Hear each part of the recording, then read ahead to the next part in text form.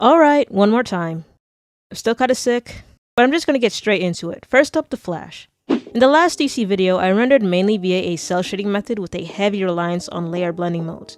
These are blending modes, by the way. And while I was able to get the job done, keeping the layers organized was a headache. Not to mention whenever I wanted to color on a different layer, because of the blending mode and the opacity, I'd have to reset everything just to get the color back. So say I have a layer set to multiply and I have the opacity set to 50%. I can't just color pick the layer as is because it'll register as a different color. So I'd have to change multiply to normal and bring opacity back to 100. Every time.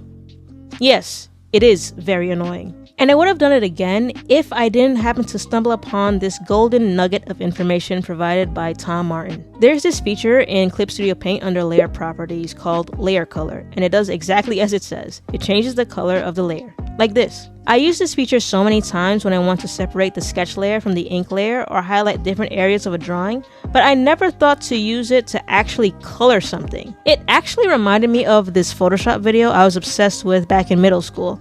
I don't use Photoshop anymore because Adobe, but I'll link both the video and Tom Martin's video in the description below. Also, fortunately, I was able to record the entire rendering process for the Flash, so for those who are interested, they can see exactly what I was doing. It's 4 hours long. Altogether, these drawings took me 17 hours.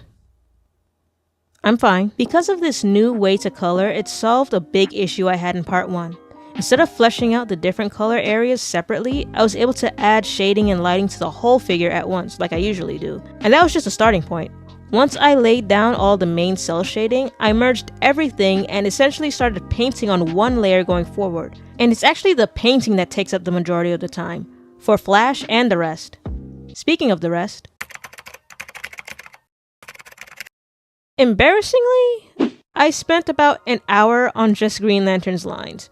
Not even inking, just cleaning up the outline for rendering. I say it's embarrassing because at this stage, I'm not even halfway done, and I've said this many times throughout this series, I guess, that the line art is the least important part of the Marvel Rivals art style. But I think the reason why I spent so much time on it is because with the Flash, I forewent cleaning up any of the lines, and I did spend a lot of time cleaning up the sketchy parts after I merged everything. So I guess I didn't want to have that problem again. Also, cleaning up a sketch instead of starting a new layer has always been a habit of mine since I started working digitally. Whether it's a good or bad habit, I have yet to figure out. In addition to just messing with the line, the pose is something I struggled with as well. I first had him holding up the power battery and I really liked how it looked, but as I was looking for more references, I noticed that everyone's power ring was on their right hand. It's a small detail, and it's one that I desperately wanted to overlook, but I couldn't. I guess on the bright side, the drawing is less complicated. Whatever. I stuck with the layer color method like before, and as you can see, you don't have to keep the layer colors on blue. But instead of merging the line art layer with everything once I established the lighting, I started painting on a different layer on top of the line art and the merge layer. That way I could erase any of the unwanted lines instead of buffing everything out. This time around, I spent a lot of time experimenting with textures. I don't remember if I talked much about it in my other videos, but Marvel Rivals uses a lot of textures. I've realized that Rivals has 3 main features going for it. 1 is the cell shading and the painterly effect. 2 is the exaggerated anatomy for, the heroic effect. And 3, the many textures and effects it uses. For example, that glitchy white highlight that's prominent on every character is one of the best examples I can point to. I slapped a hexagon or netting pattern on all the drawings I've done so far just to show that I acknowledge that it's part of the style, but for this round I made sure to spend more time on it. I did a little contouring line for the Flash's torso, for example, and I played around with the glitch colors.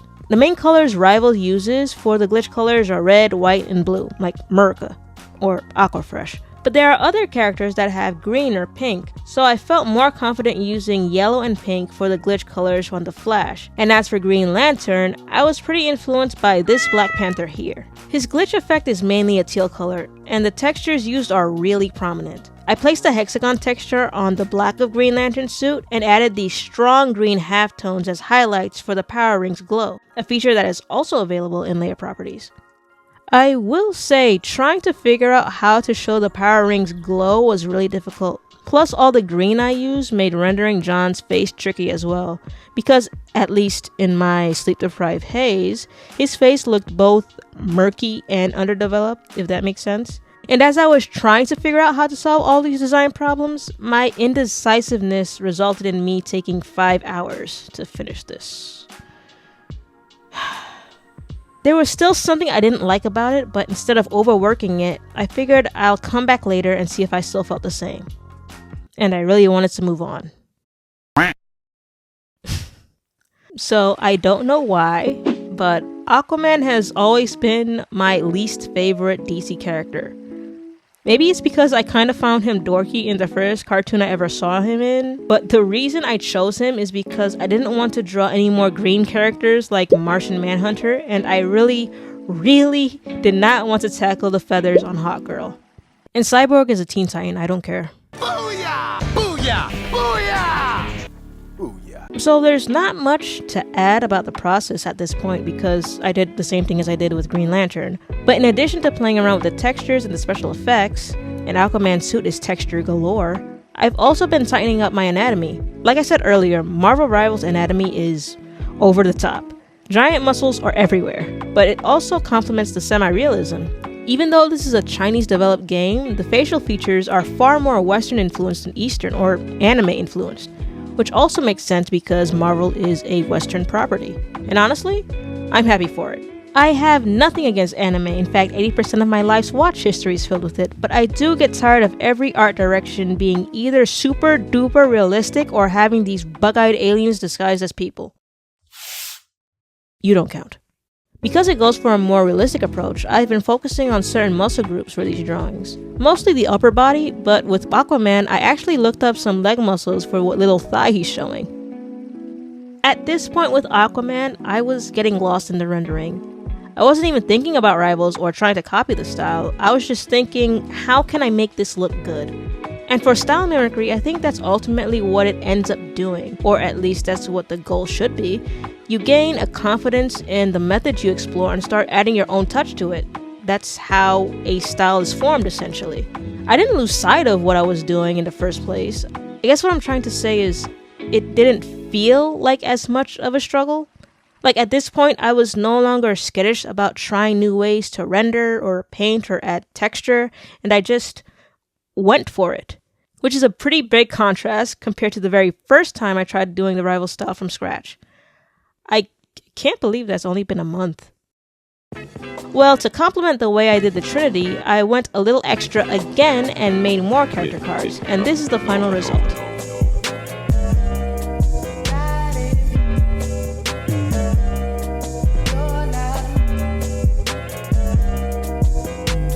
I'm not gonna lie, these look way better than the first try. Hey, that rhymed. So as for my decision to classify these three, I'll admit and say it's a lot more loose than I did with Batman, Superman, and Wonder Woman. Like, I stand by my decisions for those three, but for these, I'm not so sure.